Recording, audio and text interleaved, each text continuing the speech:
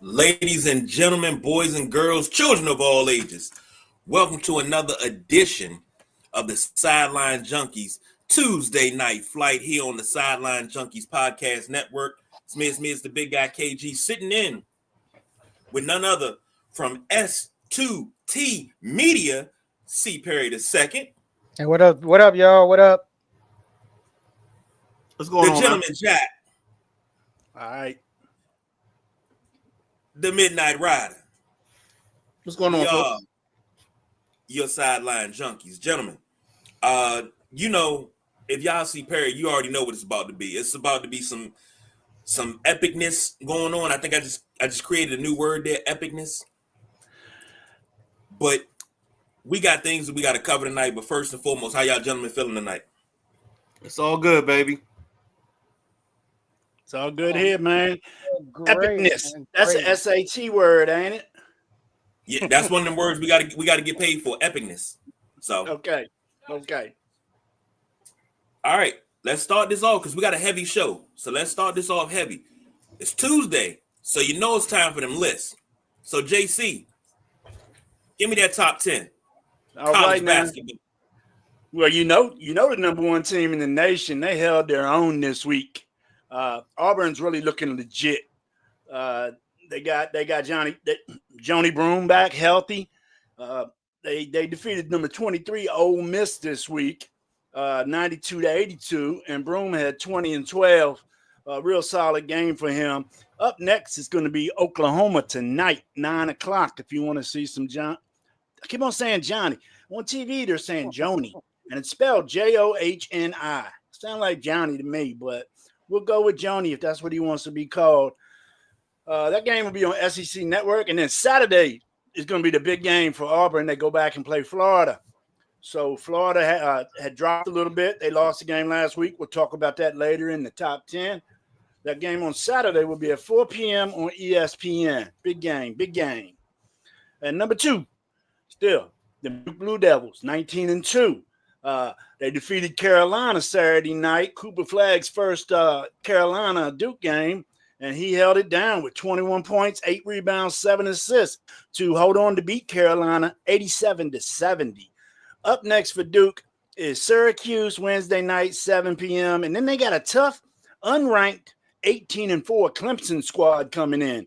And they got to go to Little John for this. So it's going to be at Clemson. And I was there a couple months ago, man. That little arena gets rocking.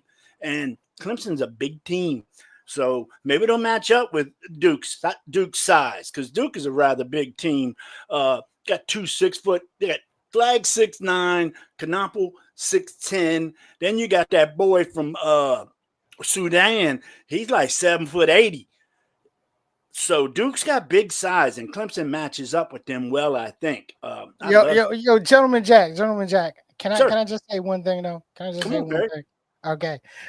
Little John Coliseum, Clemson. I have always hated that arena. And the reason why I hate the arena is just because it looks terrible on TV. It has always looked terrible on TV. The cameras are in bad angles in that arena. I agree. It's like they're playing in a ditch. That's how it looks on TV when you're watching it. I can see that. I can really see that. They've done some renovations around the Coliseum, and like I say, you probably don't sit where I sit for the games. You know what I'm saying? So my seat's right fine. You up in that luxury box, boy. Gentleman Jack with the flags. I love it. What you want, baby? Just letting you know. Now, for years, I've been wanting to go to a game there, and just this year, I finally got there. Okay. And I've been to Death Valley over there at the football stadium many times, and that place it's electric. It's Ray Lewis electric over there at Clemson Football Stadium. I tell you, when they come running down that hill, whoo, gives you shivers. But like I say, Duke's going to be at Clemson Saturday, and Clemson they got bumped out. When they're 18-3, they were like number 23, but they lost the game and got bumped out. So don't sleep on the Clemson Tigers. Up 4 spots in my top 10 this week is Tennessee. Tennessee coming in at 18-4. They defeated Florida last week, and they defeated them bad. Tennessee beat Florida by 20. Top 5 matchup, top 10 matchup. You ain't supposed to blow them out by 20. Chaz Lanier led Tennessee with 19. Next up is number 15, Mizzou. We got Missouri, 7 p.m. SEC Network. And then at my number 5, I was gonna have him at number 6, but I wanted to give him a little love because all them boys in the top 5 lost last week. We're gonna move the Houston Cougars up to number 5 at 17-4. Even though they lost to Texas Tech, it was one hell of a game, man. 81-82 in overtime.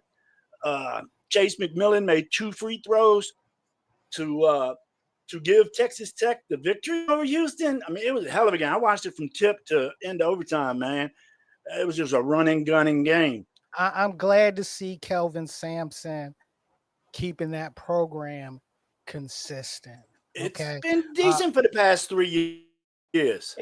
But it's been consistent. It's been consistent for the past 5 years where, where he's seriously put his stamp on reviving that program. I mean, he's done it, Yeah, no, I've been raving about him being up again ever since we started doing college basketball. Bringing back the 05 Slamma Jamma days with the boys, and we started chatting about that. So Houston's in the number 5 spot. I dropped Florida down to number 6. Florida's at 18-3. Their 3 losses just been bad losses. So that's why I put them down at number 6. They lost to Tennessee, as I just told you. Their offense never got started, man. Tennessee locked Florida down. I don't know what it was. I think their high point man was 11 points that day for Florida. So they really got locked down. And like I said, 44 points in a 40-minute game, that's pitiful. So up next for Florida, they got Vanderbilt tonight, 7 o'clock, SEC Network. And then, as I said earlier, Auburn at Auburn, Saturday, 4 p.m. And this one here's my big move up for the week. They came in last week at number 10. This is the Purdue Boilermakers moving up to number 7 at 17-5. They beat Indiana 81-76. Brandon Smith had 24 points. He was 7 for 11 from 3. That's a sniper right there, man. I'll take 7 for 11 all day. Up next, they got Iowa tonight at 7 o'clock on Peacock. And then they got who is this? USC Friday, 7 p.m. on Fox Sports 1. So Purdue's been rumbling along, man. Like we said in the show last week, KG, I didn't expect this after Eddie left. I did not expect this out of Purdue. And they balling. Here's the ones that I'm just gonna say it straight up. They shit the bed last week, man. Iowa State. They done lost 3 in a row now. Down 5 spots in my top 10 at 17-4. They lost to number 16 Kansas, 69-52 at Allen Fieldhouse in Lawrence, Kansas. And Zeke Mays had 17 with 8 rebounds. And Hunter Dickinson had 14 with 9 rebounds to lead Kansas over Iowa State. So Iowa State's got a bumpy road, man. They thought they was sitting fat in number 3 spot up there, but they got shown what's up this past week with the 3 losses. So up next for them is TCU Saturday at noon. I don't see much go from TCU, so I think Iowa State will be next to break that 3-game losing streak. Dropping 2 spots in my top 10. I hate dropping Michigan State, but I tell you what, tournament time, you watch out for Michigan State, man. Izzo's always got his squad on par. They lost to USC 70-64. They went cross country and played USC. So I'm seeing a lot of that. And I don't know if you've seen it, Perry, but say the East Coast teams going to the West Coast for this new ACC matchups, or, them coming to the East Coast to play in Durham or something. That's what happens. That's what happens when the traditional conferences break down. Because I'm sorry, it's funny when you're talking about a Big Ten team playing USC and it's a conference game. Okay, I mean but once again, that's the That's the new TV reality that we live in as it relates to college athletics. Correct. Okay. Y'all trying to tell me y'all don't remember when Tony Gonzalez and the Cowbears had that great rivalry with the UNC Tar Heels? Come on, guys. Shut up, Ryder. Shut up. But you know what I was getting to though is it seems to me whichever team is doing the travel is losing. Right. Yeah. It's really a Yeah. high percentage. I mean, I know how I feel after a 5-hour flight. I feel like Yeah. crap. And this, I mean, this is the adjustment year for that. Okay. Right. Because this is the first year of this new, of this new configuration. We're gonna see how we're gonna see how the adjustment plays out over the next couple of years, before the next shift or drop comes, and it's coming. I don't know how it can play out. I mean, I know how it can play out. Travel time. Look, Time zone. I'm in the triangle. I know how it's about. I know how it has the potential to play out next. But I don't want to get into that conversation right now, really. But the seeds are already being planted in my backyard. What I'm saying, Ryder, you picking up on what I'm saying, aren't you? Mm-hmm. Exactly. But them seeds are already planted. So, but we talked about travel time when they first realigned the Big Ten. We talked about that. Said how was that feasible? How was that money wise? You're taking Pac-12 teams, Pac-10, Pac-12, whatever. I think it was Pac-12. You're taking those teams. You're moving them to play teams in the Western Midwest and the East Coast. Yeah, Dude, it's going. It's hard doing that once a year, and you're talking about doing that a couple of times. I see that, KG, not flying out and then hitting teams on the way back. Fly and going back and forth. I see that, KG, but at the same time, Big Ten teams are getting how much per year? Right. That's why. Okay, that's why. All right. It makes a little bit more sense even with the way the SEC is configured, but at the same time, it's about what they getting per year. Okay. But the good thing for the SEC is it's still regional to a certain extent. Right. To a certain extent. It's as close to being regional as you can be. It's still southeast, but the expansion only goes so far to Texas. I mean, because you got Tennessee versus Texas, and and that's some old. Think about it. That's some old Freebirds versus Devon Erics ish. Okay, right, so, exactly. It's gonna be like I said, it's gonna be like this for a minute because the earthquake plates, they still shaky right now. So I think one of the adjustments you might start seeing is a game in between. So that way you stop midway through the country and then you come all the way across, and the same thing going the other way.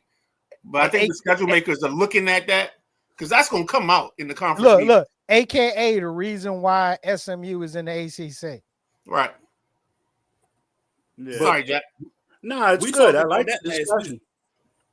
Remember we talked about that last week, how the old ACC and you got Duke. Duke would come up and they would play all the ACC teams, and they would go around to Maryland, Virginia Tech, and then come on back down. They hit home and play North Carolina, Battle Tobacco Road. Then they go south and they go down to Florida State and stuff like that. But it was a path where you could play Maryland and Virginia Tech in the same week and then go home. Or Maryland, you could play Maryland on Saturday. Maybe Monday you could play Virginia Tech, and then Thursday you could play daggone Virginia, and you can go home. It's not like that anymore. Nope, at all. ACC, Big East, the way they used to travel, you can't travel like that no more. You can't travel like that. No. But money is the ruler of everything here. It's all about the almighty dollar. It's about money, because it's No money doubt. and content. Go ahead, Jack. Yeah, it's money and Definitely. content. But Definitely is. sorry for the tangent. No, I don't have a problem with that. I like it. And I was looking at this schedule that Michigan State has. They had USC on Saturday night, and then tonight they're playing UCLA. So them cats Okay. did some sightseeing for the weekend. You know what I'm saying? That's the way it's got to be. I mean, so, Michigan State might have a good shot to get out there and ball tonight, but seeing Michigan State put up 64 points, that just don't sound like, man. And That's losing to their wheelhouse. USC. That's Excuse their me? wheelhouse. They're a 64 to 75 point team. 75. Actually, And you then- know what? We can go ahead, keep going. I'll And see the then numbers in a sec. Jumping into my top 10 this week, I got a new squad in the top 10, and they deserve it. Texas A&M Aggies, 17-5, up 3 spots.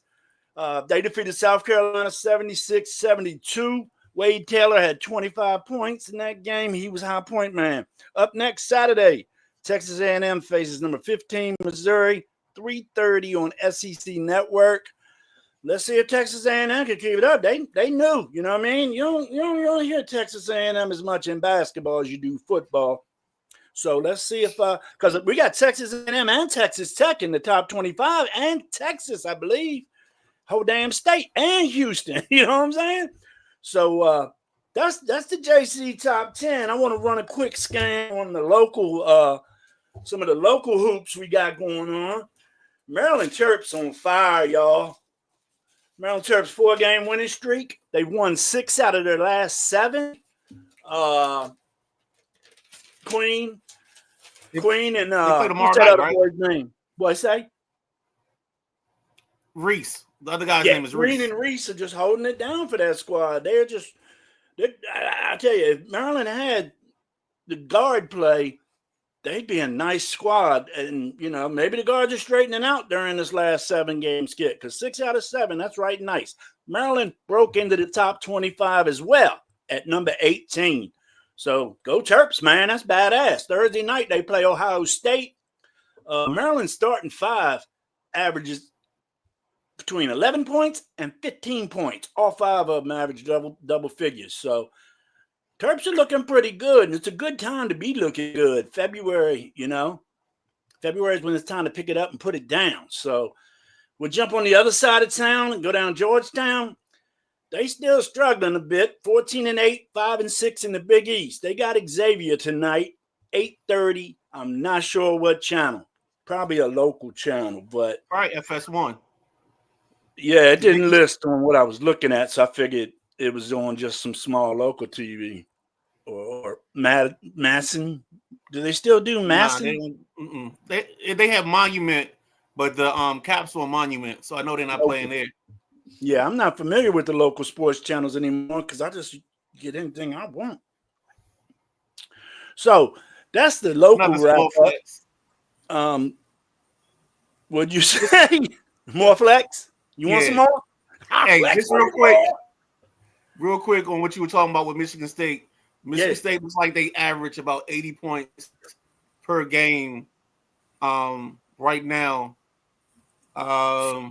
You said 80? Let's see. I thought it was 75. Yep, 80.4. I knew it was more than 64. And what's Auburn average? Hold on, Jack. You jumping too much. Let's finish this out real quick. Yeah, they're 80.4. Their average victory is 13.1. They average 18.3 assists per game. Let's see. 18's nice. Their turnover percentage is 14.6. Okay. And then who's the other one you wanted, Jack? Auburn. Sorry, Auburn. Florida. All They right. got held to 44 last week. And I know Florida. Well, Florida, we know 70. they couldn't. Florida couldn't hit the broadside of a barn. If they was inside of it, they couldn't have hit it. I agree. It was bad. Their average is 83.3. Yeah. So they average 83.3 points per game. Their average margin of victory is 18. I'm sorry, the average score margin is 18. Assists per game is 15. Average about 43.9 rebounds per game. Yeah, not bad. They only give up about 65.3 per game. No, I'm pretty sure Alabama and Iowa State are probably the highest scoring teams in the nation. I'm pretty sure them two are up there. They're probably definitely in the top 3. Because Alabama scored 100 points already 8 times. Huh? I want to thank you for what you just did, because What's I'm that? looking at their version of what a top 10 would be, the predictive top 10 compared to yours. Mm-hmm. And it's a little bit different. Yeah, it shouldn't be the But same. I like the fact that you, right, because that's what we didn't want. That's why I was looking at it when you did it. Yeah, no, I didn't move. Like, I want to have our touch on it. Yeah, and I slammed the hell out of Iowa State, dropped them down. I was going to take them down to 8, but losing 3 games I think in a your row. 17 was the. I think your 17 was the one that, like, Auburn and number 7 were the 2 spots where you agreed with the analytics. Well, Auburn, that's shit. I mean, you're something in 1, dude. You deserve to be number 1. Number 7, who do I have at number 7 spot? Purdue. No, it's not Purdue. It was your. All right. No, man, don't worry about it. But yeah, I mean, I looked at the AP, then I turned it off, then I made my list, then I looked back at AP and saw I had 2 different on that as well. So, you know, I like it, and I'm glad y'all came up with that idea last week. You know, I can't call it JC's top 10 if I ain't making it, so I like it. That's all right, there you go. That I got on college ball right now. It's getting down, Hold on, man. before we got to college basketball, before we exit, there's a young lady that I'm starting to fall in love with. I probably should have been in love with her a long time ago. She plays at Notre Dame. Her last name, I think her name is Hidalgo. Yes. Dude, she's one a of baller. one of the coldest guards in women's college basketball, man. You know, it was funny because, you know, last year, of course, getting out of the quote unquote Caitlin Clark era, you know, who was going to carry women's college basketball. I was like, it's left in great hands because you got Paige Beckers, you have Juju Watkins, and you have Helena Hidalgo. Women's college basketball is tight right now. Okay, it is tight right now. I've enjoyed, I've enjoyed some of the games I've had a chance to watch this year, and I'm definitely looking forward to the tournament. I want to see Tennessee, South Carolina at South Carolina, because Tennessee figured something out. The problem is, was it garbage time finding out, or was that real time finding out? That's the one thing that got me curious about that ball game. I wouldn't be surprised. Go ahead, say that, KG. You say whatever. You know what? I equate Dawn Staley to Dominic Toretto, because Tennessee can think they found you. Think you had me. You never had me. You never had your car. That's Dawn Staley right now. Yeah. That's you don't. Okay. You think I gotta admit that. I gotta admit that. I mean, she's taken Gino's spot. She's usurped the late great Pat Summitt's spot. All right. She has the program. All right. And it's going to continue. It's going to continue that way for years to come. And if anyone should be pissed, and I'll go ahead and say this, because I'm sure, KG, you've thought this and you've said this to yourself and out loud as well. If anyone should be ashamed that they did not throw money at Dawn Staley to come and coach their school, should be her damn alma mater. And you know I'm telling the truth. It should have been her alma mater. That's another story for a different day. Exactly. Because I mean, let's not act like South Carolina was a powerhouse before her. Remind me where Staley was. University of Virginia. 2 times. Yeah, that's right. Two-time national player of the year. I remember it all now. Yeah. But Virginia should have wised up. When she was playing in the WNBA, 6 seasons in the WNBA, she coached Temple for 6 seasons while she was still having an active career herself, and she was winning games. What was it? Kim Mulkey what was that last week? Kim Mulkey went off and she knocked the clipboard out of Simone Augustine hand. Simone Augustine held the clipboard out. She knocked it out of her hand, and she said something. You can't win when you got to play against 10 McDonald's All Americans. Who fault is that, baby? It's not her fault. Nobody said that when Gino was winning with all those All Americans. Nope, none. But, None. No, but guess what? None. Well, actually, no. They were fussing about Gino too, but they were fussing mainly about Gino being that man that had all of the McDonald's All Americans. Yep. You know what I'm saying? So Taking them from Pat Summit. success, yes, success is, success breeds haters. I mean, but that's what success is for, to breed haters. I'll say this. I think this is the selfish me speaking. I think we were robbed because you're never going to get to see Don Staley match wits with Pat Summit. Yeah. And that right there, that would be a game to see them two match wits, because it's not only is the mutual respect, but it's just the two badass coaches. And I'm not leaving Gino out of it because Gino's in that realm too. But two badass coaches going back and forth. And Dawn Staley gives a lot of credit to Gino Auriemma and Pat Summit for her success. So I would have loved to see Pat still hit a match that those wits. I don't know if Dawn would have as many titles as she has, but it'd be a hard road, I tell you that. Jack, just to update I know Kentucky's outside of your top 10. Mm-hmm. It's not looking good for them tonight in Ole Miss, down by 23. Ole Miss hot. Yeah. And Georgetown is up and down, man. They're so inconsistent, just like Kansas. They're inconsistent. Kansas got some of the best players in the country. Hunter Dickinson is a beast, but they don't work them, man. They're shooting jumpers with Hunter Dickinson in the middle. I don't understand Kansas's game plan, but they can whoop your ass one day and you can kick their ass one day. Kansas and Kentucky, inconsistent. I hope y'all realize that one day you can just do an entire show on how the SEC has ascended to being, probably the best basketball conference in the country. And you would have said this 5 years ago. You were like, are you kidding me? Right.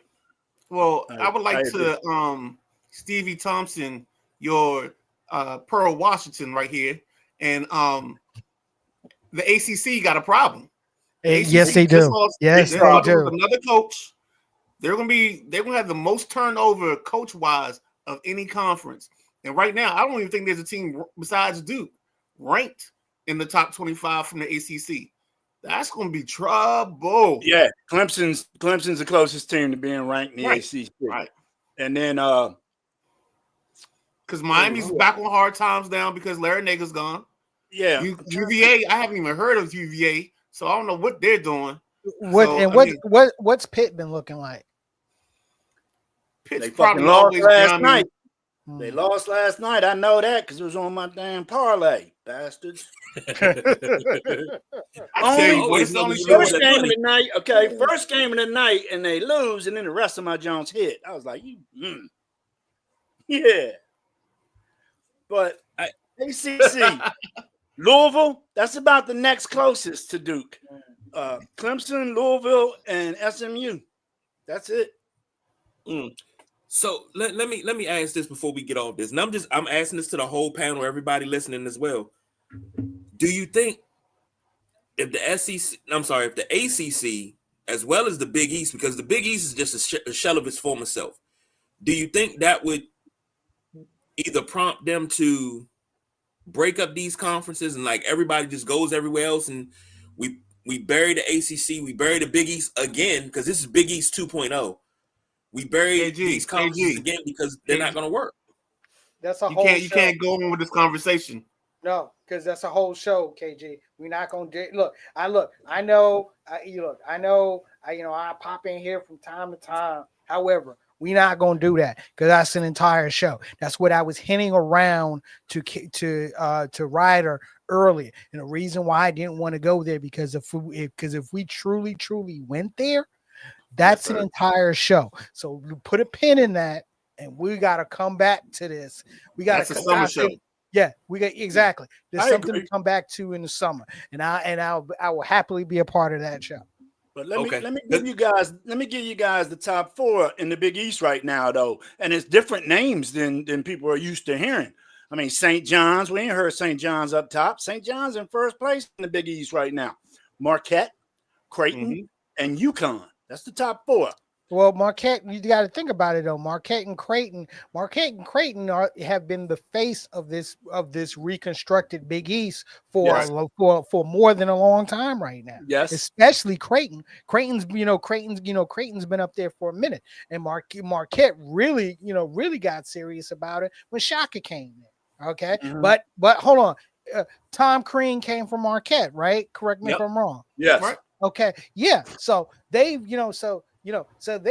always been a high part of this, of this newly constructed Big East. So that I'll say this, that doesn't surprise me. If we would have had this conversation back in 2016, 2015, I might be surprised. But now, no, because it's not the same conference. But when Creighton was, a mid-major and being called Cinderella every time they got to the dance, they finally said, to hell with that. We're going to a conference. I wish Gonzaga would do that.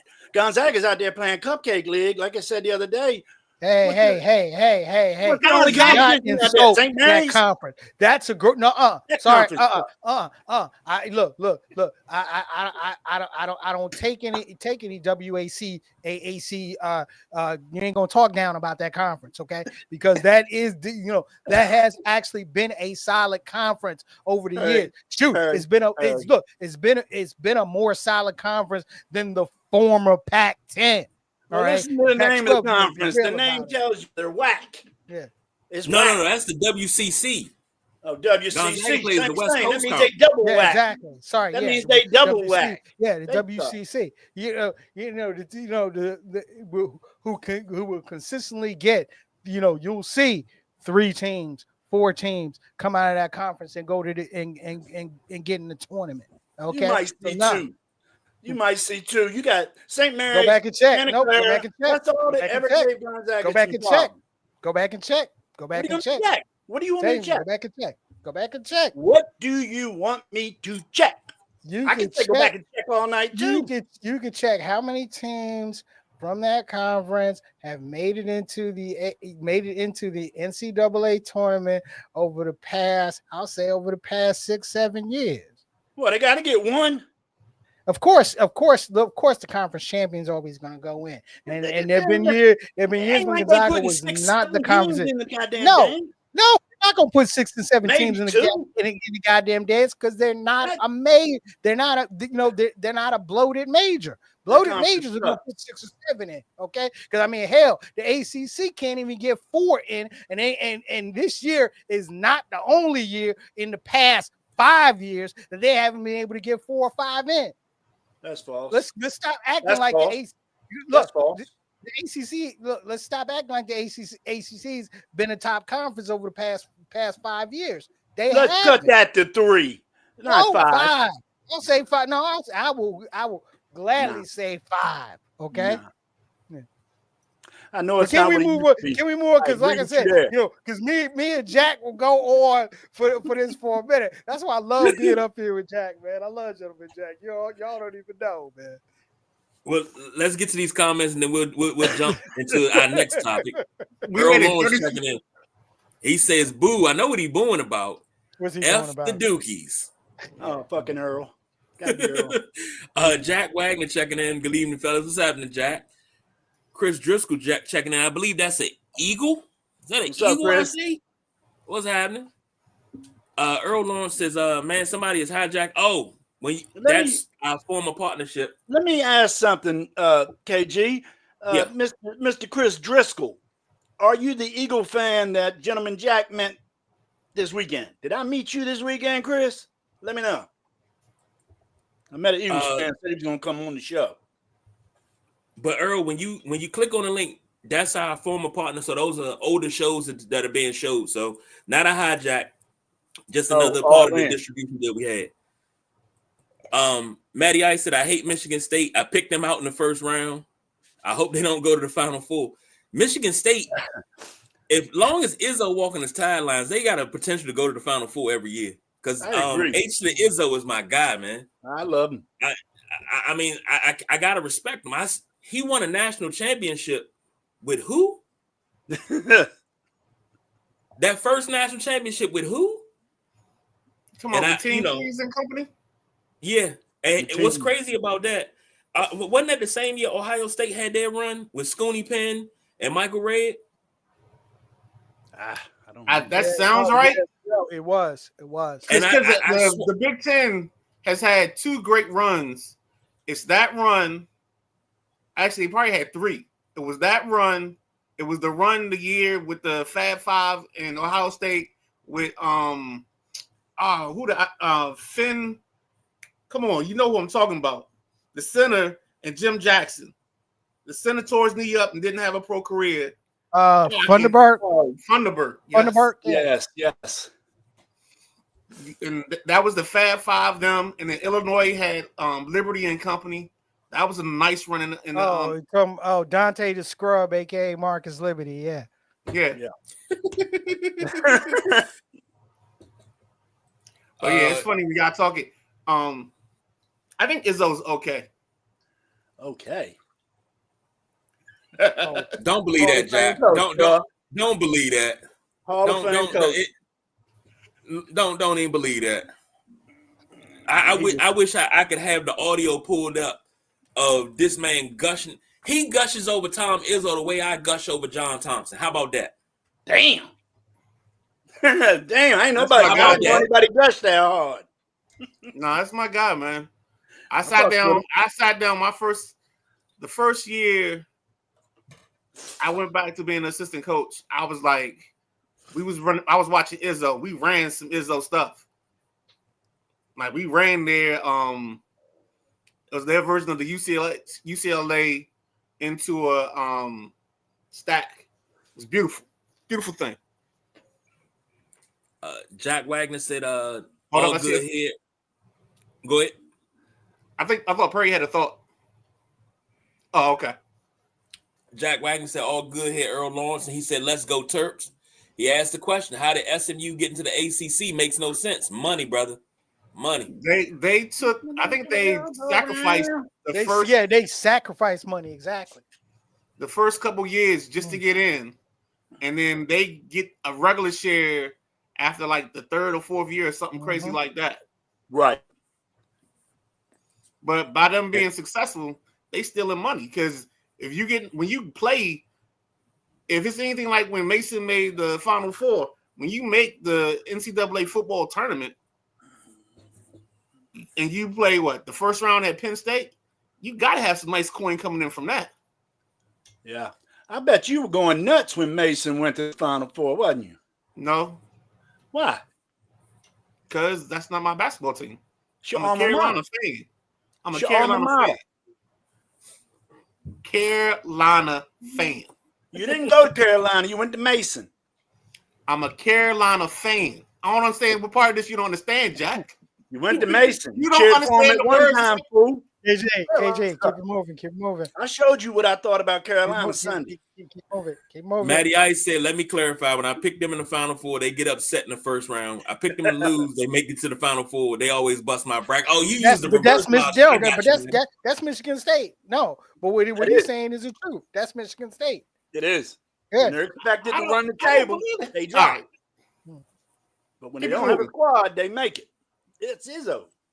H to the Izzo. Now, this is one of my favorite times of the year. February 6th, which is Thursday, 3 p.m. That's the trade deadline in the NBA. One of my favorite times of the year. Every year I tell the same story, so this year ain't no different. When I was a youngster, I was big in the NBA Live 96, Live 97 at that time. I didn't have ESPN. I used to get on the phone and call my brother-in-law about different deals that I heard being done and stuff that I heard at school. And he'd be like, nah, that's not gonna happen. He kept me level because I was in the moon and all up in the stars with these deals. He's like, nope, that's not gonna happen. Money not gonna work out. Up until 11 o'clock. Because remember, the trade deadline used to be 12 p.m. 12 a.m. Yeah, exactly. And I used to call him up until 11:30 till I had to go to bed because I had to go to school the next day. The end of the night. And I used to ask him about every trade. And I'm on the game. I'm making trades. That's why it's my favorite part of the year, because I love the GM role on video games. I love the GM role in real life. So here we are, NBA trade deadline coming up. Of course, we know the biggest one. The shock was Luka going from the Mavs to LA for Anthony Davis and a slew of other players in the middle of the night. In a 3-team deal, and a trade that was strategically announced after the Lakers game at Madison Square Garden. Strategically announced. So, hold on, I'm sorry. I don't recall a free agency like this where we had such, big profile players going back and forth for each other. It's been a while since this has happened like this. So look, a big trade at or near the trade deadline. I mean, it's really been happening over the past 3-4 years. Okay, normally it's the big trade might happen a little bit earlier than deadline week. Okay, usually coming into deadline week, your big deal has already been done. I mean, just look at last year. Okay, Look at last year. Look at last year with the OG Anunoby deal to New York, the Pascal Siakam deal to still not big. Still not big. But that it was big, big, Jack. It wasn't. No, Jack. Listen, it was big. It wasn't. Jack, listen, it wasn't big, this. Jack, it wasn't this big. That's the whole thing. Okay, when you're looking at something that rarely happens, because it is something that rarely happens. That's when you have two All-NBA players getting traded for each other. Yeah, but look. When's the last time you seen that? It's never happened. That's the whole thing. It's never happened. So now you should be telling me that this shit's been going on for 5 years. No. You're not listening to my point as it relates to big trades. Big trades happen. Big trades like this don't happen on a regular. They don't. Okay. All right, that's the trade. One player moving to a big player moving to another team. That's a big trade. Two players moving to another team is huge. Okay. Even think about it. Even when KD got moved from Brooklyn to Golden State. That was free agency. That was free agency. When he got moved to Phoenix, moved to Phoenix for 3 good young pieces that had just played in the NBA finals. That's big. But at the same time, it's not because it's big because you had an all NBA player, okay, and good pieces being traded. That's big.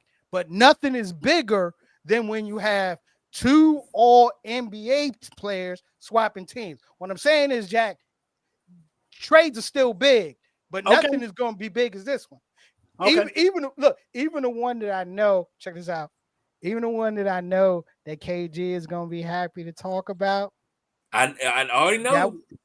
That was a big trade. But nothing's going to top this one because you have 2 all NBA players switching teams. That's all I said. And I understand what you're saying now, Perry, okay? You're talking big. I'm talking humongous, all right? Exactly. And I agree with you on that. All right, I love Jack. Y'all don't even know. I'm going to keep saying that because I love being up here with Jack. Now, everybody hold on, saying about this trade. Let me get No. I just want to keep us. You're going to change the thought. So I want to talk to Perry real quick. Because when you talk about the timing of this deal, I know I heard something from a former Chicago Bull named BJ Armstrong that gave hints to who really orchestrated this trade. Did you hear the same thing? No. What did BJ say? BJ said this is an owner's trade. That's why it was done late at night. And I agree with that. I agree with that because it was done late. It was done late at night. Okay. It was done after a primetime game. And the bigger part, the biggest part about this was nobody was shopped. It was a conversation between two general managers that built into this, and that's the way they kept it. And Danny Ainge finds a way to still in this deal no matter what. No, actually, no. Did you hear the word about Danny Ainge? Okay. Shams reported that Danny Ainge didn't realize the deal that was going down, the deal that he was becoming a part of, wasn't going to. He didn't find out until 30 minutes before the deal was announced. Pretty much because remember, earlier in the day, Danny Ainge and the Utah Jazz made a deal where they sent two pieces out to the Clippers and picked up PJ Tucker, picked up Mo Bamba, and picked up some draft picks, and with the intention of waiving Mo Bamba, which they've already waived Mo Bamba, and they're going to waive PJ Tucker. Okay, and that allowed them to be the dumping ground for the Luka Anthony Davis deal. Perry, is this Bamba's second year or first year? What, Bamba? He's been in the league for this is like his fifth or sixth year. In the end, where is he at? Out of Kansas? I'm thinking of someone else then. Yeah, you definitely think about somebody else. Yeah, you think about somebody else. Yeah, all right. Yeah. But what I was going to say was everybody keeps saying, oh, we've never seen a trade this big. We've never seen a trade this big. And a lot of people have been chiming in on social media like, yeah, we have seen a trade this big. When you get Danny Manning for Ron Harper from the Cavs to the Clippers, you got two standout stars. Still ain't this big. We not. So let me guess. We're going to act like Ron Harper or Danny Ferry was lost product in the 90s. Is that we doing? Is that Danny we Ferry doing? Wasn't all that. Danny Ferry wasn't all that with the Cavaliers and whoever else he played with. And Ron Harper was coming off of that broken leg when he got traded. Yeah, he was. But he was Ron Harper. What did they call Ron Harper? The poor veteran swap. He used to give it to him. But I see where you're going with this KG. No. Okay. No. Let me give another example. Another example that was said was Ralph Sampson for Joe Barry Carroll. 2 number 1 picks swap for each other. You close now. Yeah. I'll put that close. But that trade happened when? On draft day? No, that was I believe that was it happened on draft day. Happened on draft day. Okay, I thought that was a mid-season trade. That was a draft day trade because Ralph Sampson was the pick that was traded along with Joe Barry Carroll to the Golden State Warriors, which allowed Houston to draft Ralph Sampson. Oh, so he was traded on draft day, so we can go back to some of our previous stuff. He wasn't homegrown, right, KG? He ain't won a championship then either. Wasn't homegrown because he got traded. Ain't that how you do it? Hold on. So there should be a 30 for 30 on Joe Barry Carroll. It should be. Yeah, it should be. It should be. Because I think he was in another trade, wasn't he, for McHale? Is that how he ended up at Golden State? No, it wasn't for McHale. If I remember correctly, it was for Chief. Okay. Yep. I know it was one of the big. Yes. Yeah. I was thinking when you said McHale, I'm like, where the hell did he get that? Yes. It was Parrish. Yeah. But that was a December trade, Perry. Well, December 87. All right. You talking about post? Wait, hold on. What was December 87? The trade for that sent Sleepy Floyd to the Houston Rockets. Sleepy Floyd, Joe Barry Carroll to the Houston Rockets for Ralph Sampson and Steve Harris. You consider that a blockbuster?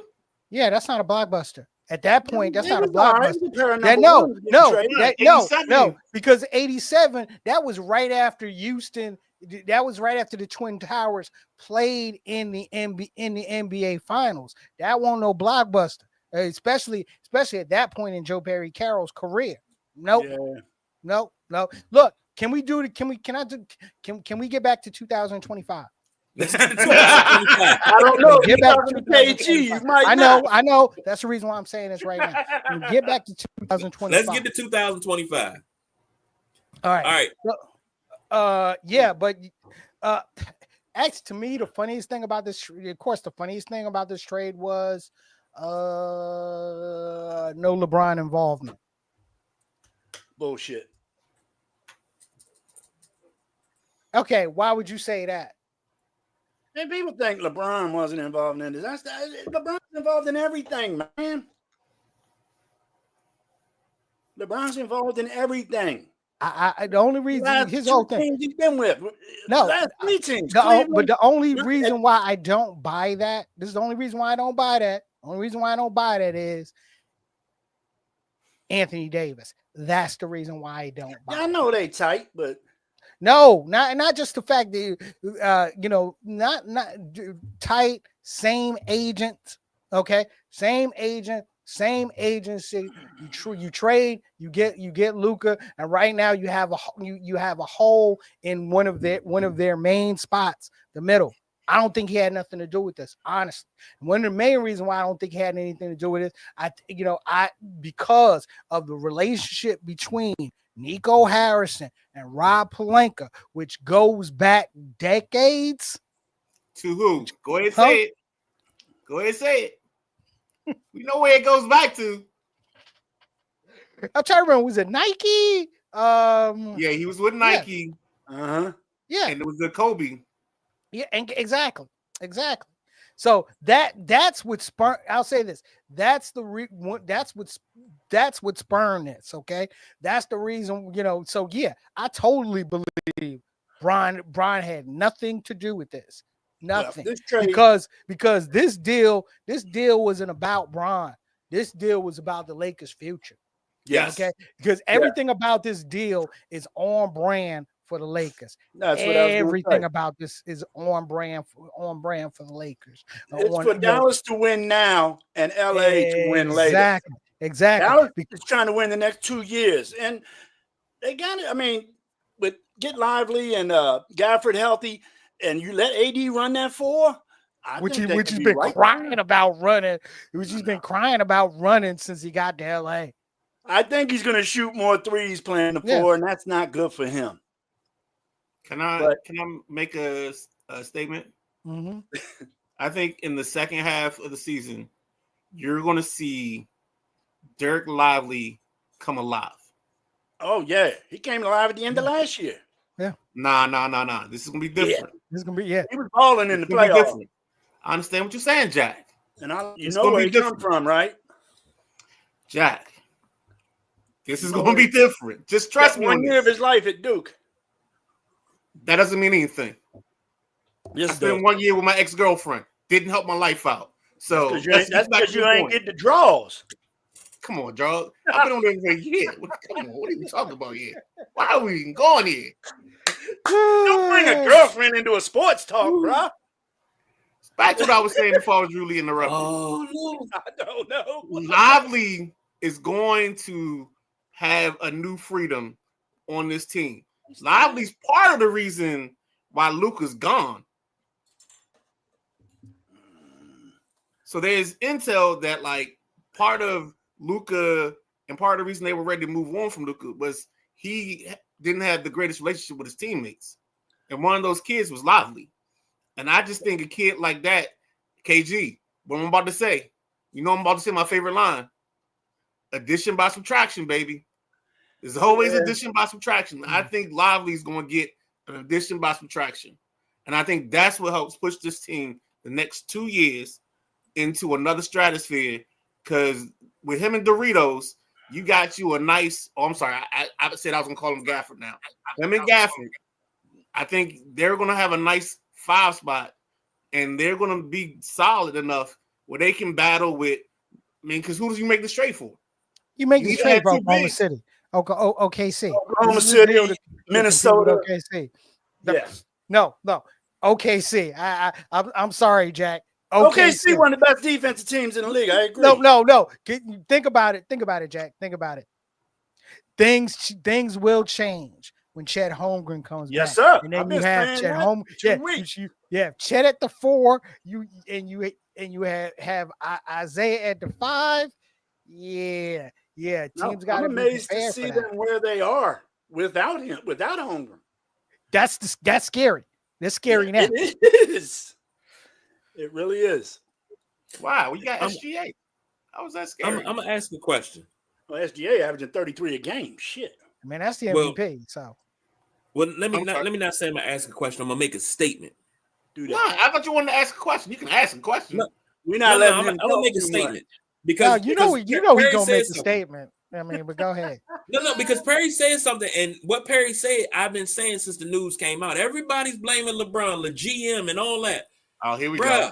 Well, I'm just it does messing not with all LeBron. come down to him.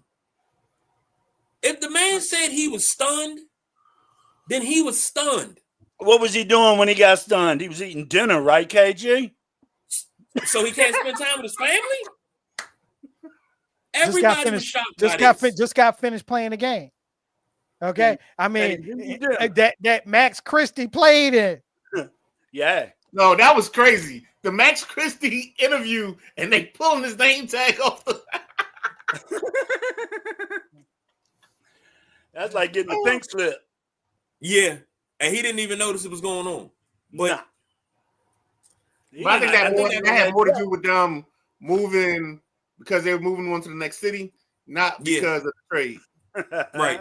But it just the timing was just bad.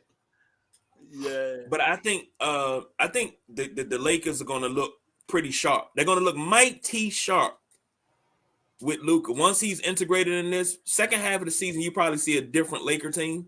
I think he's playing what, Saturday or Sunday? I believe they said he'd be playing. They didn't. Last I heard, he was averaging 28 a game. Last That's I heard all I'm gonna say. Last I heard, he was waiting until after the break. Yeah. Oh, Yeah, maybe it was AD. Is AD playing Saturday? AD is actually AD. That's right. Luka's hurt. Yeah, what I just saw. Yeah, AD might be playing. Yeah, on that's what I heard. Oh yeah. Couple of LA comments. Jack Wagner said, "Let's go, LA. LeBron and Luka. What can they do? Luka gets to play with his idol, and the Lakers are not done yet. That part. Everything LeBron's in every decision. Anthony Davis made a few bad comments. Next thing you know, he's gone. No. So here's the question, because I think if you're over 6'10" and you're athletic and you defend, I think LA is going to be rumored to be the team you're traded to. Yeah. I mean, I think that's exactly how this has to go. Yeah, they're looking for a big 48 hours. Like I they think have LA's going to make another move. Say again. I think LA's going to make another move. What do you Don't guys be think? Don't be surprised if they not surprised. They've actually been looking at him all season. Don't be surprised if they getting on the phone with Washington.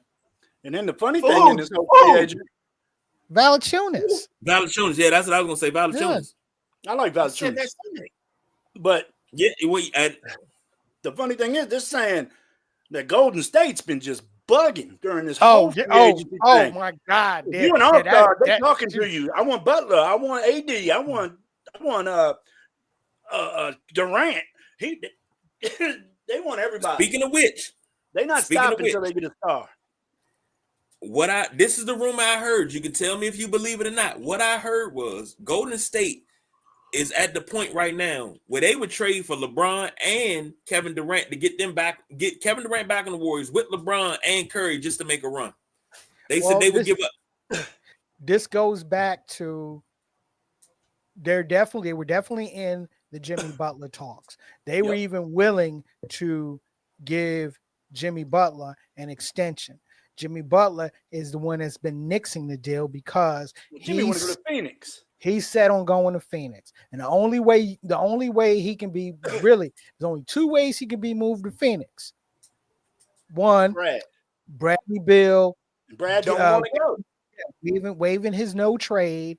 And two, moving KD. That's the reason. That's one of the reasons why Golden State pivoted and asked about KD. Definitely. No, Golden State, they were asking about KD. They were asking Jimmy Butler. They were even asking about LeBron. They're asking about Paul George. And if all that shit goes foul, I heard they're going to go after Ingram in New Orleans as their last reserve. Actually, to be honest with you, if I were Golden State, out of all the names that you just brought up, Ingram is the person I'd go after. Me too. And they're saying he's their last reserve. If he can't get the big stars they want, they're going to settle, is what they basically said, settle. And I think Ingram's nice, man. I like Ingram better than I like Zion. Zion's up and down like a roller coaster. Well, you don't get to see Zion very much. I was going to say the only person that likes Zion is Mariah Mills. Shut up. That's for another day. Shut up. Shut up. No, I don't know. Let me ask y'all a question since I got y'all here. Being a Bulls fan, and Midnight Rider was like, "You wanted him gone, he's gone." I don't like the compensatory. Like, I wanted to get something back for Zach LaVine. He's gone to the Kings with 1, 2, 3 first-round picks, 25, 27, 31, 3 second-round picks, 25 and 2 and 28. The Spurs got De'Aaron Fox, who I would have loved to get, Jordan McLaughlin, and the Bulls got Zach Collins, Kevin Huerter, and Trey Jones. Mm-hmm. And a 25 pick for the Spurs next year. Right. LaVine's he's teaming back up with DeRozan now. Yep. They couldn't work in Chicago. It might work here. I mean, Sacramento's a different squad. But let me put it to you this way.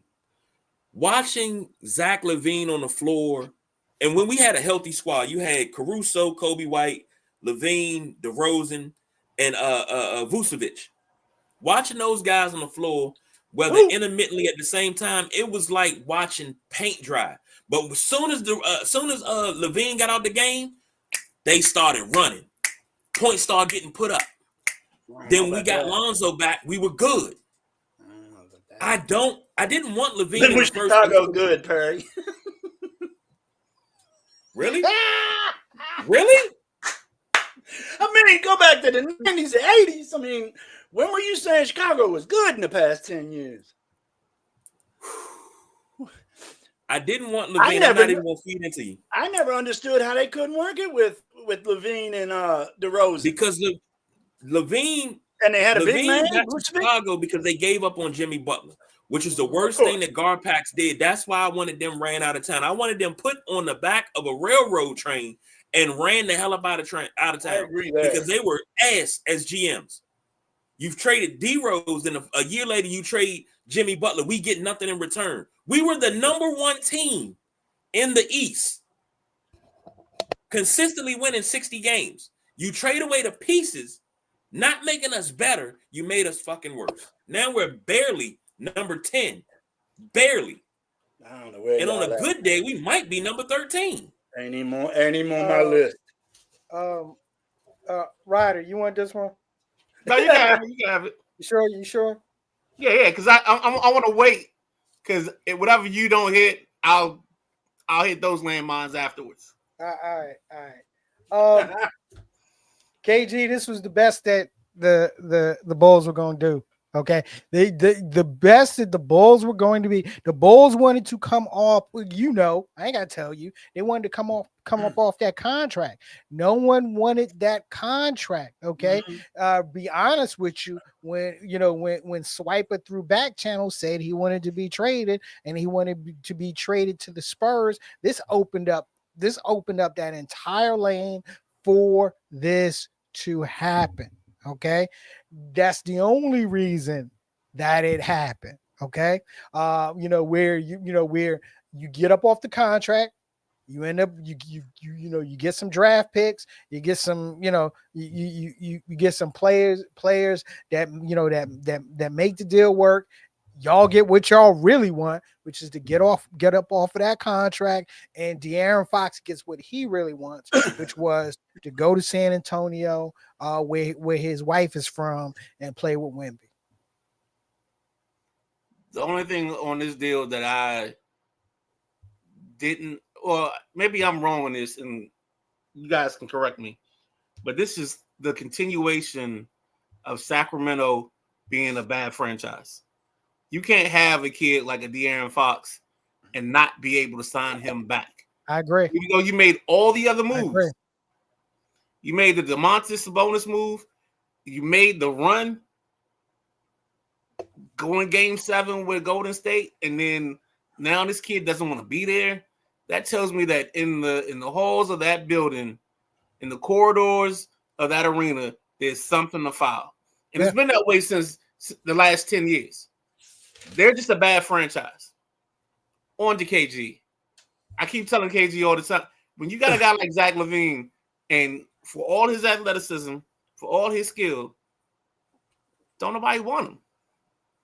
Don't nobody. You know what he is? He's the girl in the corner of the bar at last call, and you got your beer goggles on. Hey. I've been known to wear big goggles back in the day.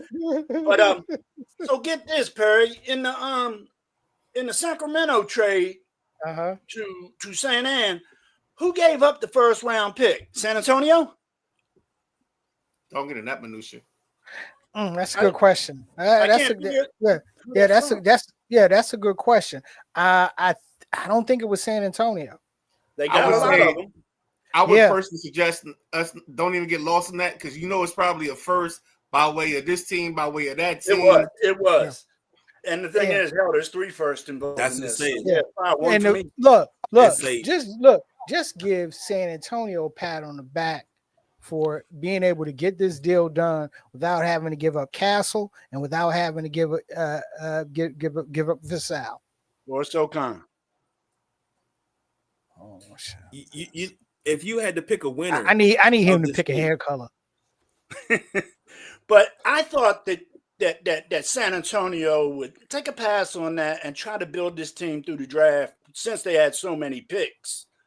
I think they got 2. I think they had 2 in this upcoming draft. I get that. But look, when you have someone like a Swiper saying he wants to come play there, you try to make that happen. Yeah, try to make that happen. If you had to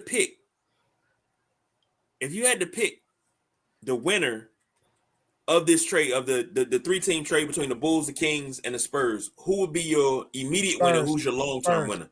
Jack. Spurs. Ooh, okay. Spurs and Spurs. I say.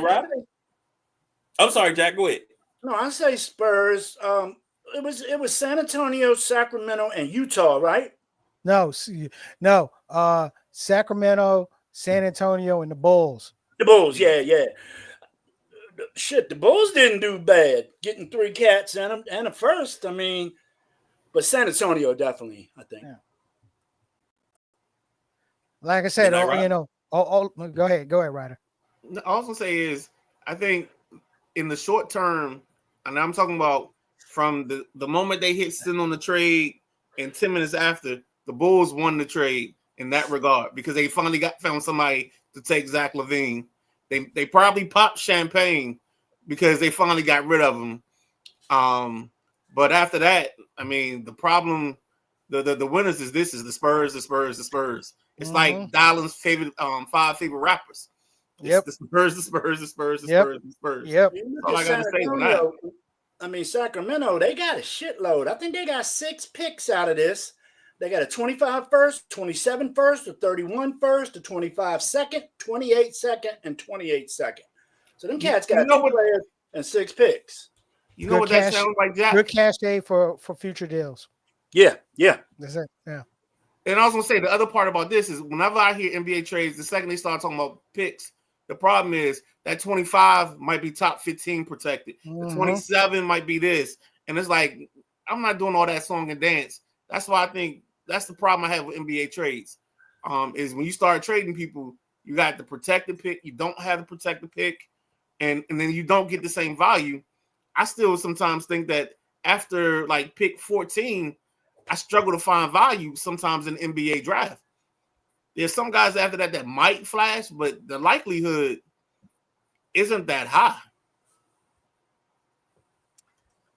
And I'll say agree this. wholeheartedly. I agree with that.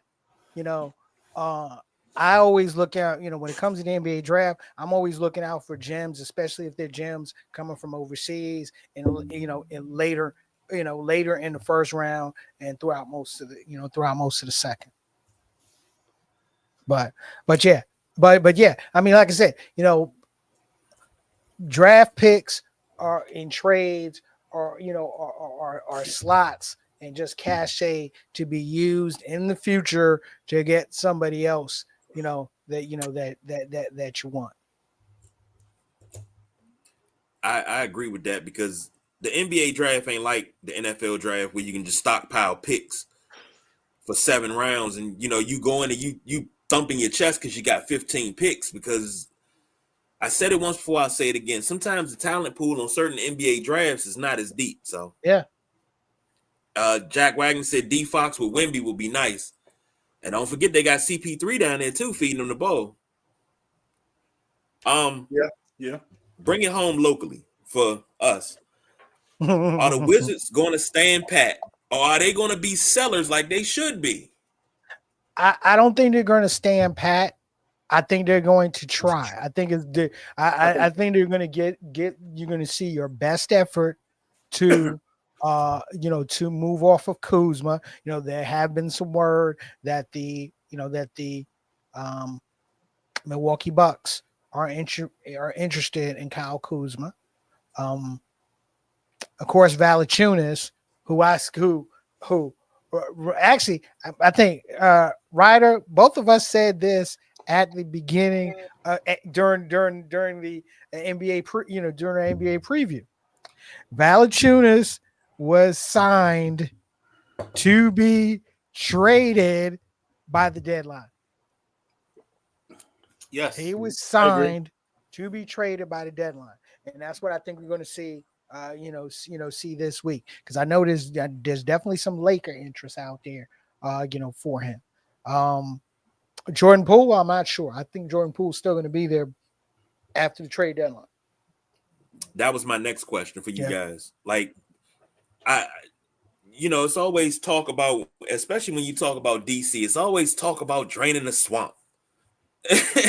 Down there, Capital One Arena, there's a swamp, and I think you got to, if you move Kuzma, great, but you got to find somebody. I don't care if you trade him to the CBA, you send him down to the G League. I don't care. Poole got to go too. He's an irritating bump on the ass. That's what he is. Go ahead, Midnight Rock. So you're never moving Poole. I don't care what you offer somebody. It's not happening. You gonna be you $1 short and a day late. His little time in Congress Heights or whatever messed him up for the rest of his career. So he's not gonna bring you back anything. And then that's the other thing that Wizards fans are gonna have to adjust for, is because of the way Kuzma's played the first half of the season, because Brogdon's been inconsistent, and because Valanciunas has value, but he's not gonna garner much. He's gonna get you something. You're going to have a very underwhelming return in this stretch, in this trade deadline. So for you thinking you building a foundation and a well of first and seconds, not happening. It's just not going to happen. You're just not getting that because you don't have the guys to produce that. If you had Kuzma healthy all year, like he gave you that 31 and whatever it was the other night, if he had been doing that on and off, you had a chance. But you have no chance of recouping what you want in this deal. And it's almost a blessing that you got the extra pick last year with the kid Conshawn George, who can actually ball, because he saves you in the long run from having to have multiple picks next year and get everything out of everybody next year. And I think he's my guy. I've talked about him probably every show I get a chance, and we talk Wizards. The way this kid plays basketball, I wasn't expecting him to be this good, but he's got a lot of potential.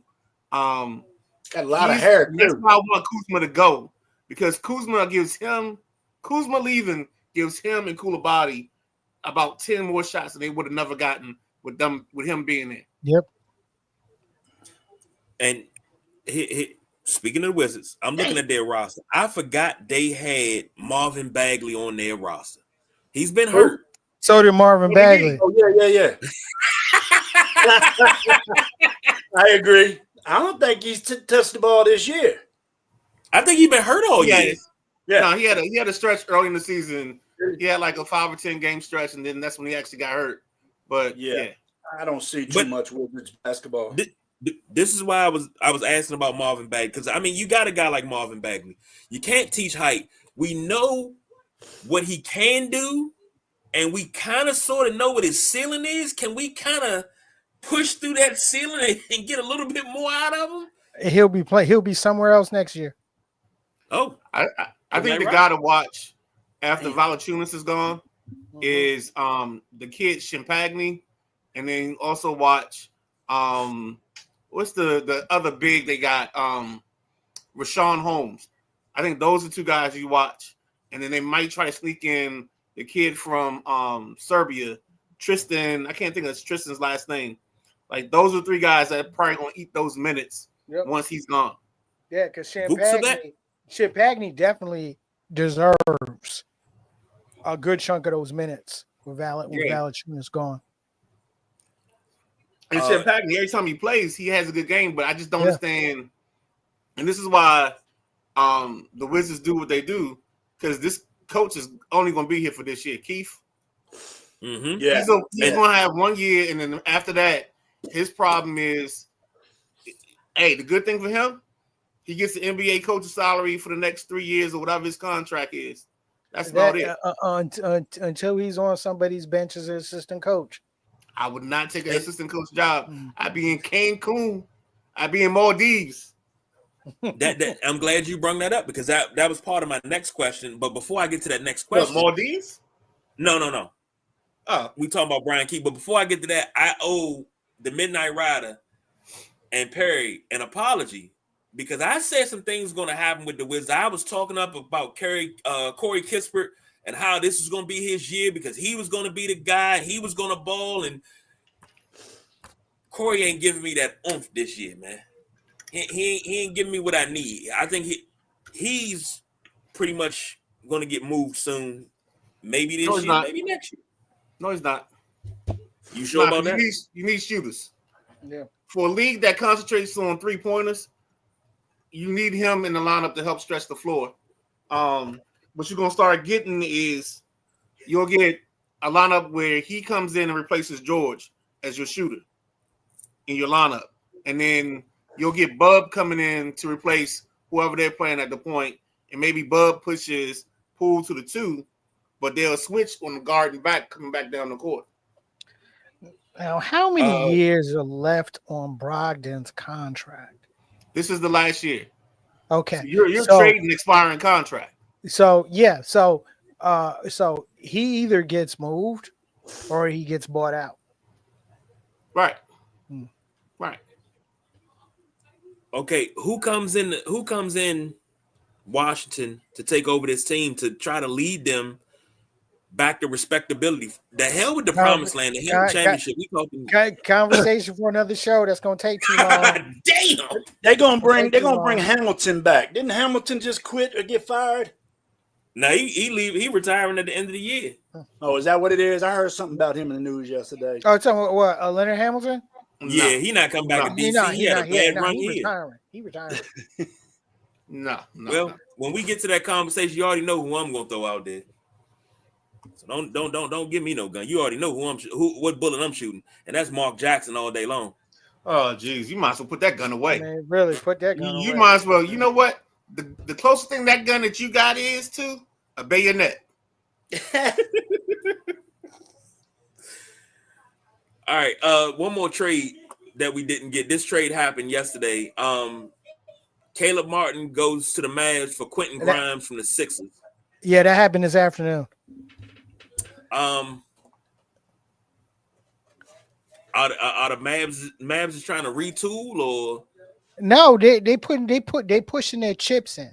They're pushing their chips in. However, who they get? I'm sorry, I missed that. Caleb Martin. They got Caleb Martin, and they sent They sent Dallas's own Quentin Grimes And to a the second- 76ers. And a second pick. Yeah, with a Oh, I second like pick. this. I like Mhm. this. I don't see any difference. I really don't see any difference because Caleb Yeah. can play some defense. so can Quentin Grimes. Okay, so can Quentin Grimes. And even the past couple of games, they've been they've been running a lot of offense through Quentin Grimes. He's had a couple of 20-point games, and I'm like, okay, pretty much you traded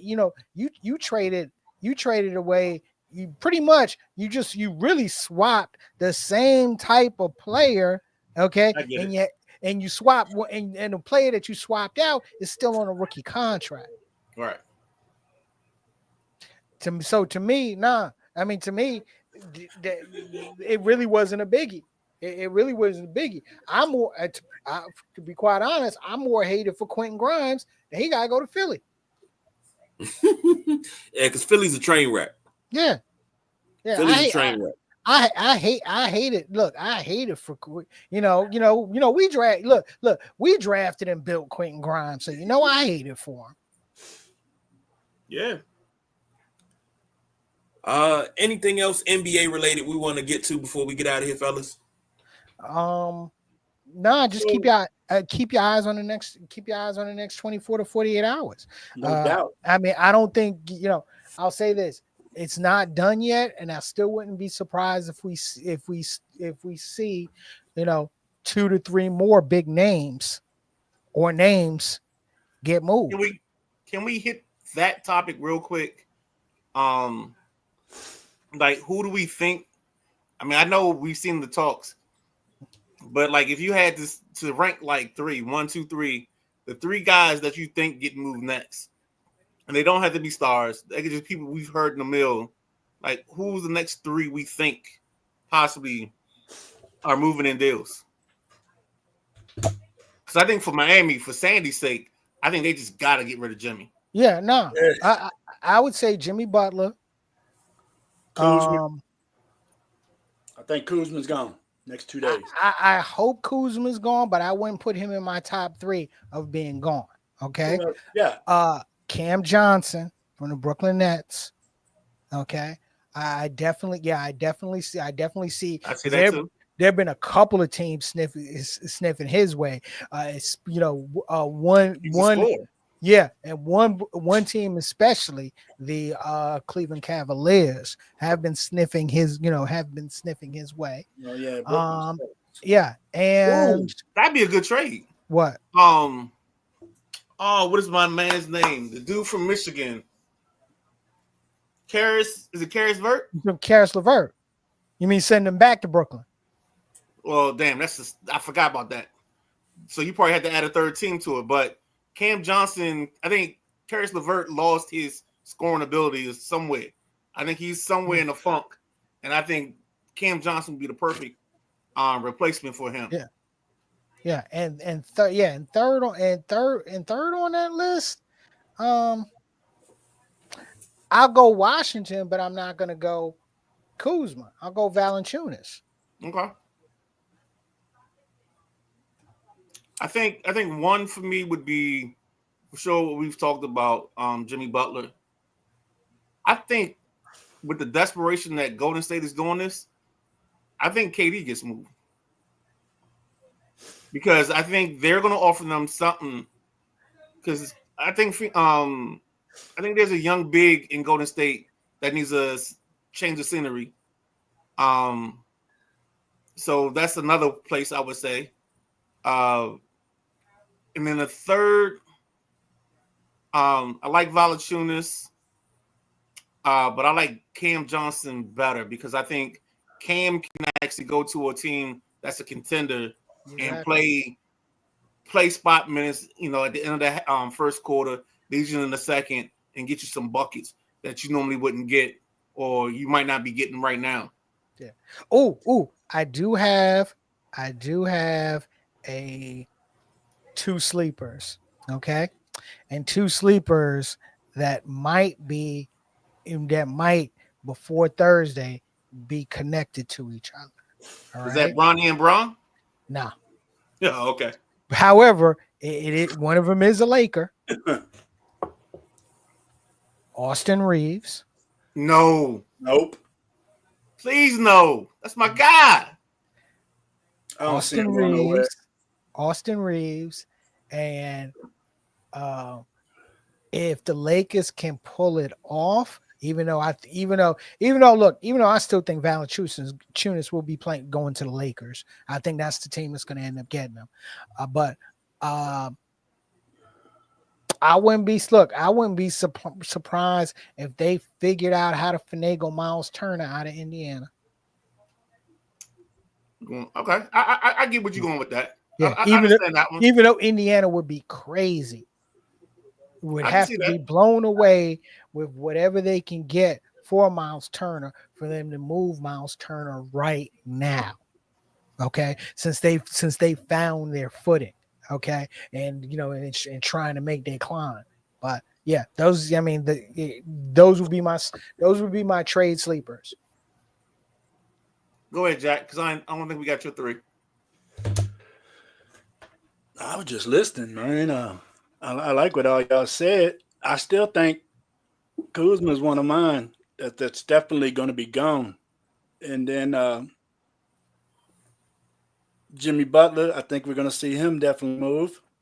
Everybody's saying Miami's just going to keep him. I don't see that happening because shit, he don't catch flights. He don't come to practice.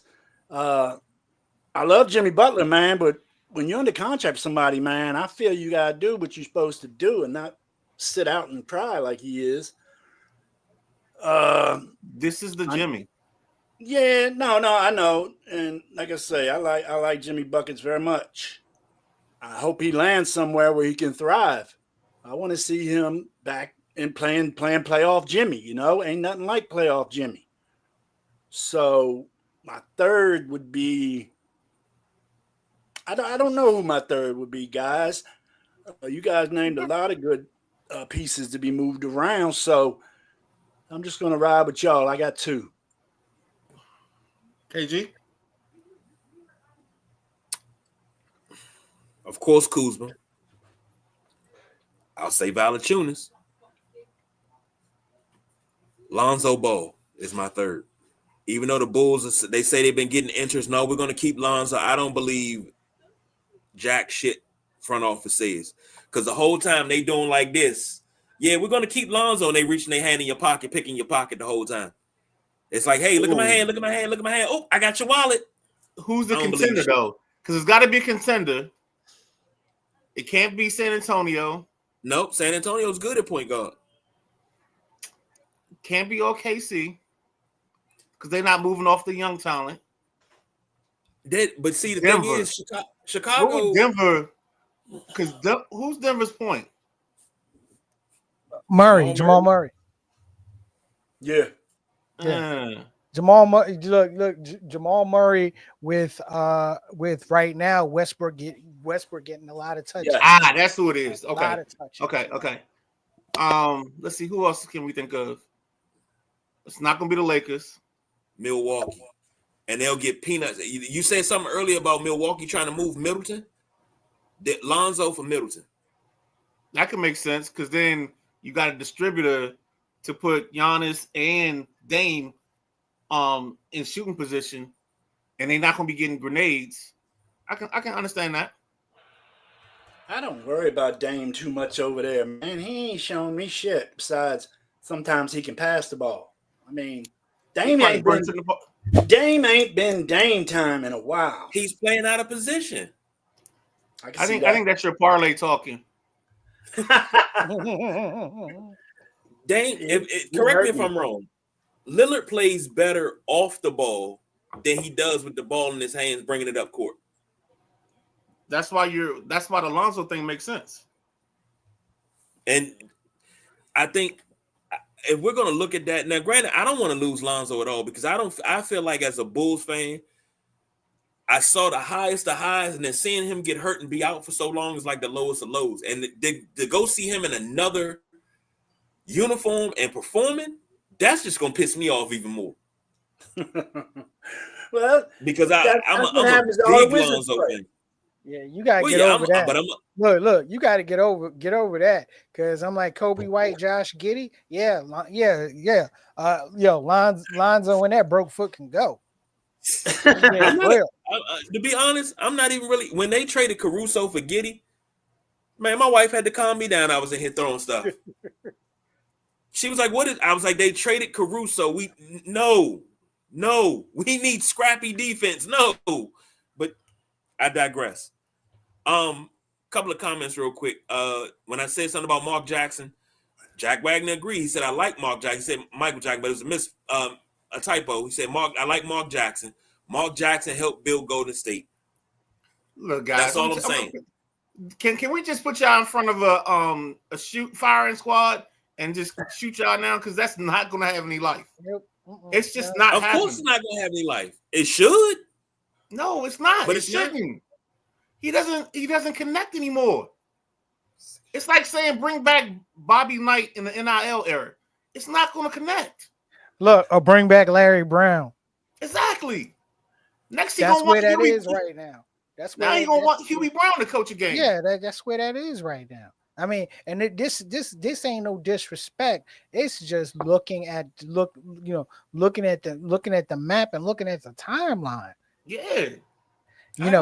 His opportunity to get back was between 2014 and 2018-19. Once you get past that, no, we done. And that's and this is coming from a Knick fan that's always had to put up with higher Mark Jackson from Knick fans. Okay, I mean, I'm 5 years into the Tibbs era, and I still got clown ass Knick fans talking about fire Tibbs, and every time I hear fire Tibbs, I say the same thing. For who? And I'm gonna slap the shit out of you if you say Mark Jackson.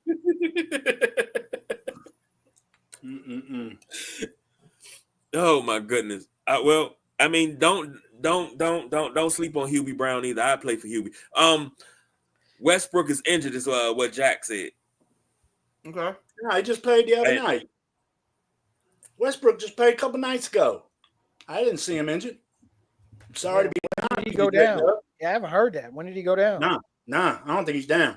All right, look, we had to double check that. Sam on checking an interesting point. 3 assists. All I needed. 3 assists. That cat got 1. Oh. Westbrook. Oh. I couldn't believe it, man. That's not like him. That was like 3 days ago. I know he got it. He did play a couple of nights ago. Somebody was talking about him. I think you guys were talking about him getting into it with a fan. Yep. That was me. Yeah. Yep. Yeah, he was beefing with a fan in Portland. And he been known to talk to fans too. Westbrook will jab to the fans. New show coming on to the Sideline Junkies Network. Busted my parlay. This name talk about all those 1-hit losses. Yeah, busted my parlay, baby. Oh Lord. Sam said, "Interesting picks. Anything's possible since Motor City laws." Xavier said, "Who's injured for the Clippers?"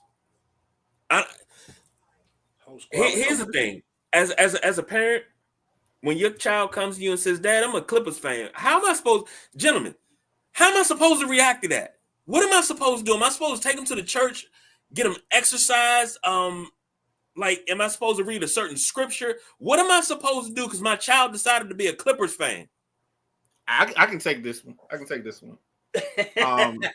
You stand in the room across from them, you look them dead in the eyes, and you say these exact words: "Your faults as a son are my failures as a father." Gotcha. Okay.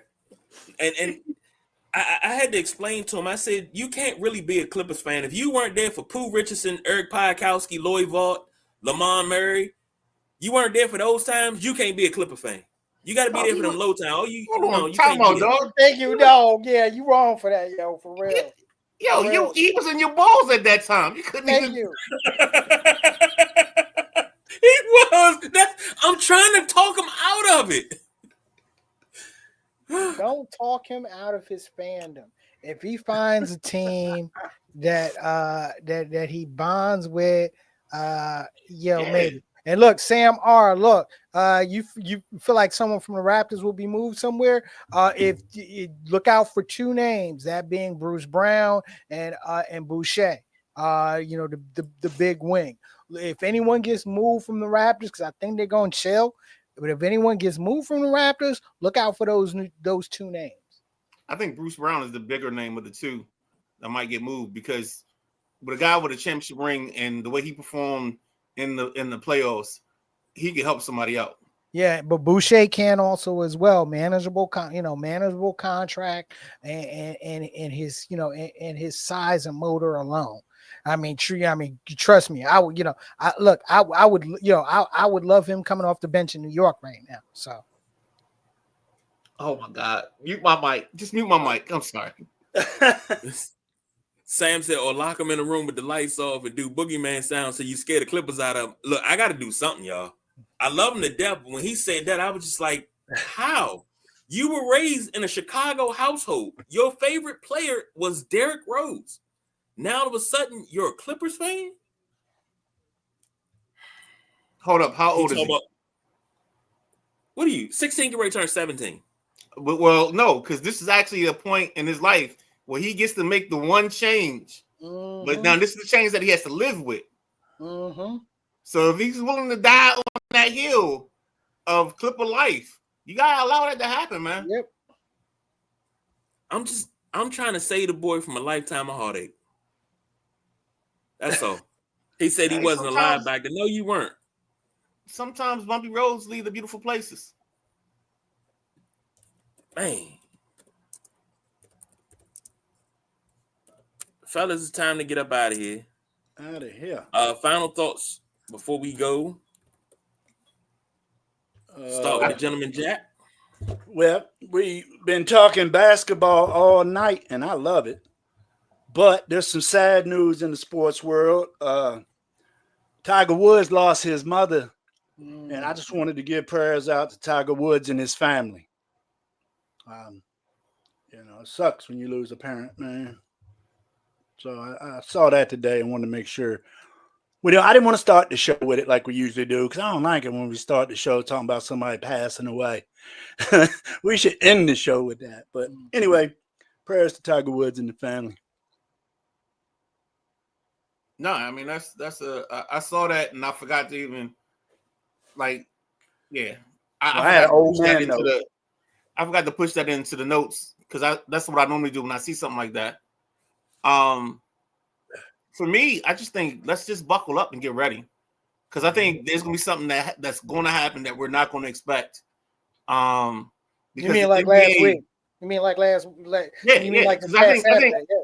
I think last week. I think the Luka for AD deal, I think it took the cap off, and I think there's gonna be a couple other people that's looking at that Supermax and like, am I really gonna pay this dude the Supermax? Mm-hmm. Because that's what we're getting to. The NBA's got this one deal for Luka is an NBA team saying, I don't want to pay max money, and we crossover sports for a quarterback. So, like, instead of saying, oh, we're going to pay Brock Purdy #1 quarterback money, they decided to move him. And I think this is the start of something in the NBA. I think this is their way of handling this, where they don't have to pay that absorbent amount. And you let that problem be somebody else's. No, so I'll say this. I agree with you on that, especially since you're looking at, and I saw that Chandler Parsons was kind of hitting around to this. That's not the same ownership group. Yeah. In Dallas that drafted Luka. Okay, this is the Adelsons and the Dumonts. These are casino people. This is Vegas. This is Vegas people. They're not. They were they don't have their hands completely on that front office. Nico has his hands fully, as you can see, on that front office. And that question is, is this somebody that you want to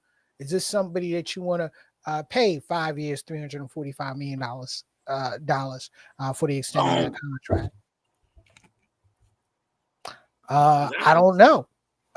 If I'm Mark Cuban, Mark Cuban was gonna pay that. This ain't Mark Cuban's Mavs anymore. Right. Mark Cuban's gonna play that because he's gonna play the Dirk. It's the Dirk Nowitzki card. He's gonna be loyal to him to the fault. He would have. No matter what his behavior was, no matter what his things were, he was gonna always let him be Luka. And I think if you notice that right when that change was made, I think that change was made about 2 years ago. Yeah. And some of those changes started happening with the Michael Finley taking the beard from him. There's certain situations where he wasn't enabled to be who he was anymore. Exactly. Well, Cuban got a ship relying on Dirk, though, and the loyalty paid off. And I do think Cuban would have done the same thing with Luka. I agree. Yeah. Yeah. But this is a situation where this isn't your guy. I heard things they were talking junk like Luka's out of shape. He put on weight. He looked fine to me during his interview the other day with the GM. There's also talks him bullying teammates. There's talks of him. I mean, think about the finals game where he's on the floor. He's not even hustling to get back up, and he's telling them to review that shit. You better review that shit. I said somebody. Who was it?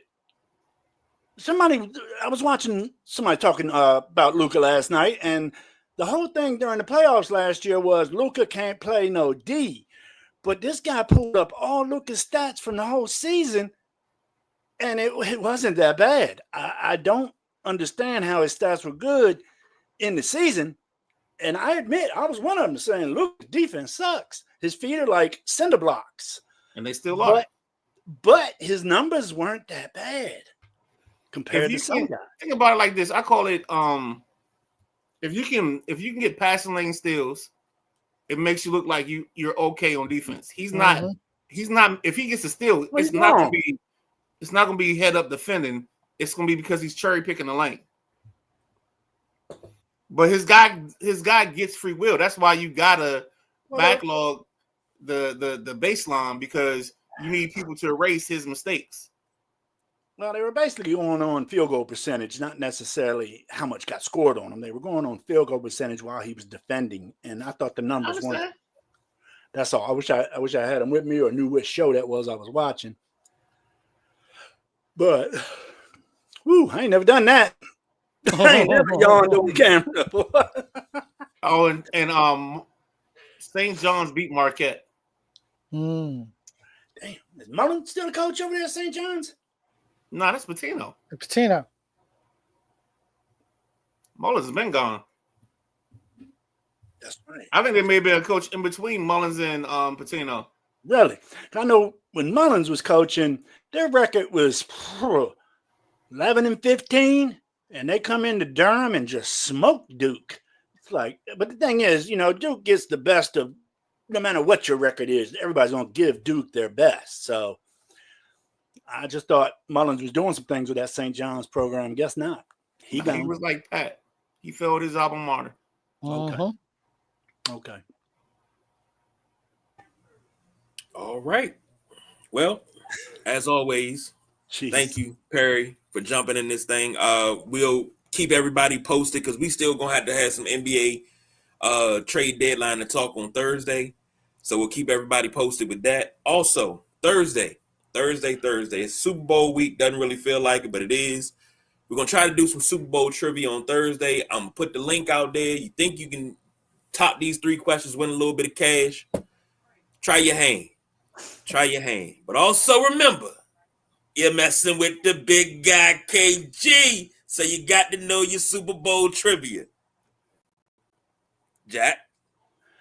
And also, tomorrow night, 8 p.m., we got In the Passenger Seats going to be coming to you.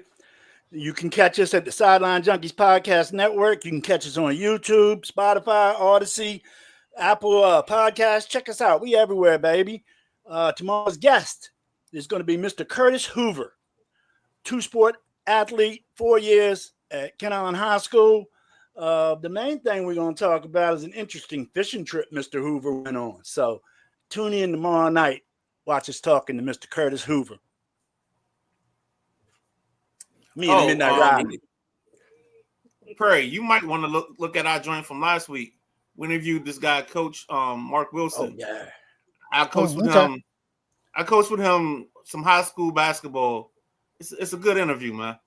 No, I'll definitely check it out on the network. Yeah, definitely check it out. So we can get that 1,000 views. We should be about 1,000 views. Last I saw it was 964. Yeah, look, I will help out that algorithm, my man. Maybe share a little bit.